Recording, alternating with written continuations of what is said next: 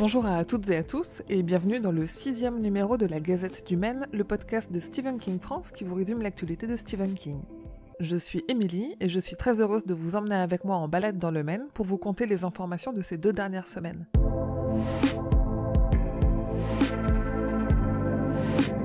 En 2019, on va avoir un nouveau roman de King à se mettre sous la dent. En tout cas, au moins en anglais, car le site officiel a annoncé la publication du livre The Institute, donc en français l'Institut, pour le 10 septembre 2019. Je vous ai traduit le résumé détaillé que vous pouvez retrouver sur le site, mais on part sur une histoire d'enfant avec des dons extraordinaires exploités par une société mystérieuse qui n'est pas sans rappeler Charlie ou la Tour Sombre. J'ai plusieurs théories sur le sujet que vous pouvez consulter sur le site, mais surtout ce que vous devez aller voir, ce sont les superbes couvertures américaines et anglaises qui ont déjà été dévoilées et que j'ai mis sur à peu près tous les réseaux sociaux.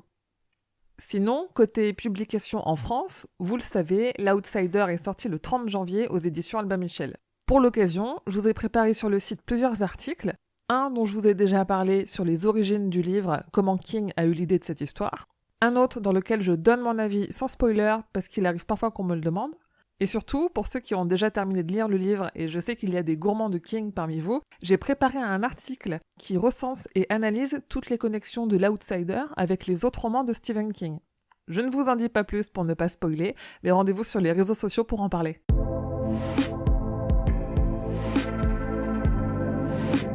Et en parlant de l'Outsider, la série en 10 épisodes commandée par HBO s'est largement dévoilée avec 10 nouveaux noms au casting, soit à peu près le casting complet. On y retrouve des têtes connues mais pas trop, ce que je trouve toujours bon signe.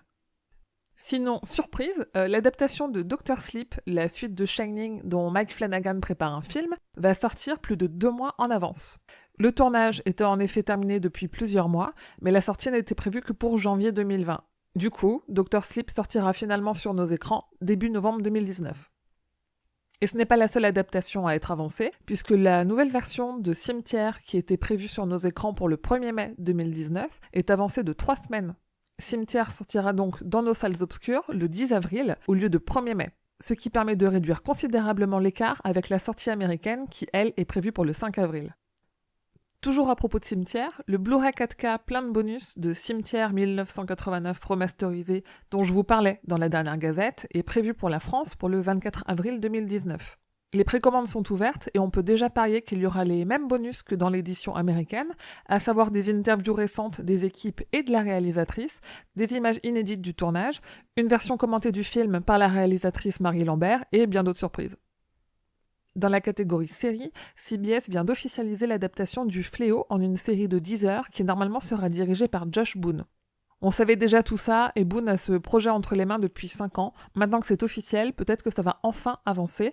En tout cas, King a vu les premiers scripts et trouve le projet palpitant. D'après lui, cela va donner une nouvelle vision à son roman, ce qui annonce une adaptation qui risque de prendre quelques libertés. Dans ce florilège d'adaptation, on en oublierait presque notre clown. Car oui, je vous rappelle que le chapitre 2 de Ça arrive à la rentrée et que ça va vite arriver. On a eu quelques nouvelles de Bill Hader, qui joue Richie Tozier adulte, et qui confirme ce que disait James McAvoy, à savoir que Bill Skarsgård, qui interprète Gripsou, est un mec génial, mais que dans son costume du clown, il est flippant. L'acteur a aussi avoué qu'il a eu beaucoup de mal à jouer quelqu'un qui a peur. La vidéo de l'interview est plutôt marrante, vous pouvez la retrouver sur le site. Et enfin, la série Creepshow se dévoile un peu plus. Je vous disais dans la dernière gazette que Greg Nicotero allait adapter la nouvelle Le goût de vivre de Stephen King pour le premier épisode. On sait désormais que le deuxième sera fait par Rob Schrab, un auteur de comédie, à propos d'une histoire surnaturelle de soldats pendant la Seconde Guerre mondiale.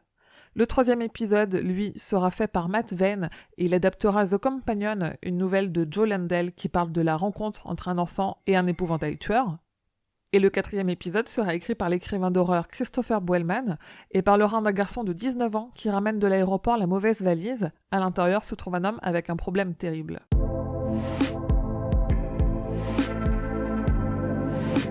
On attaque avec de l'insolite car le carnaval de Nice, qui commencera le 16 février prochain, se prépare et a dévoilé au journal de Nice Matin les croquis préparatoires de ces traditionnels chars qui ont pour thématique cette année le cinéma avec une tendance affirmée de satire sociale, voire politique. Et là vous vous demandez où je veux en venir.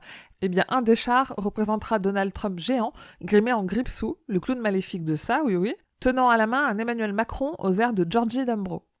Le croquis de ce char est sur tous nos réseaux sociaux et sur le site. S'il y a des Niçois qui m'écoutent et qui seront au carnaval de Nice le 16 février, n'hésitez pas à m'envoyer des photos pour que je puisse les partager à tout le monde. Et sans transition, on passe à notre désormais traditionnel point figurine, avec en premier notre clown préféré, Gripsou, grâce à Star Ace, qui sort 3 versions d'une figurine à grosse tête, inspirée de ça 2017.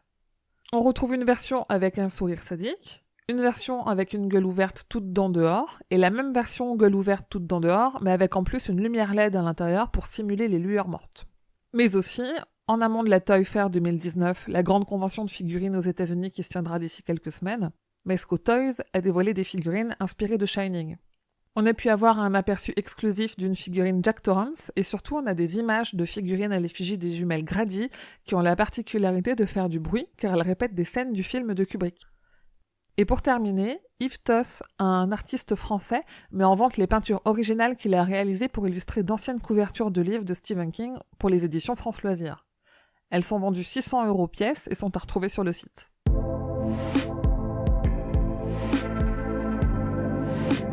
Le 18 février prochain, l'éditeur audio Audible sortira en livre audio l'essai de Stephen King, Anatomie de l'horreur.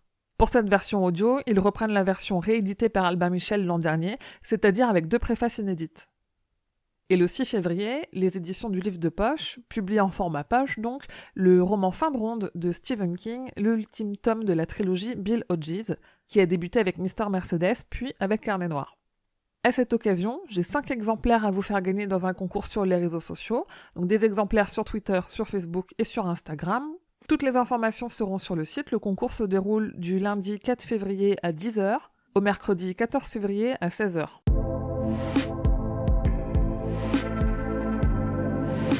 C'est tout pour l'actualité de King. Rendez-vous dans 2 semaines pour le prochain numéro. Abonnez-vous pour être sûr de ne pas manquer les prochains numéros et n'hésitez pas à laisser des étoiles et des commentaires pour aider la Gazette à grandir. Comme d'habitude, vous pouvez trouver Stephen King France sur Instagram et Twitter ou sur Facebook pour échanger avec le reste de la communauté et rendez-vous sur le site stephenkingfrance.fr dans l'article de cette Gazette numéro 6 pour avoir plus de détails sur toutes les infos dont je viens de vous parler. Je vous dis merci et à bientôt, fidèles auditeurs et auditrices, que vos journées soient longues et vos nuits plaisantes.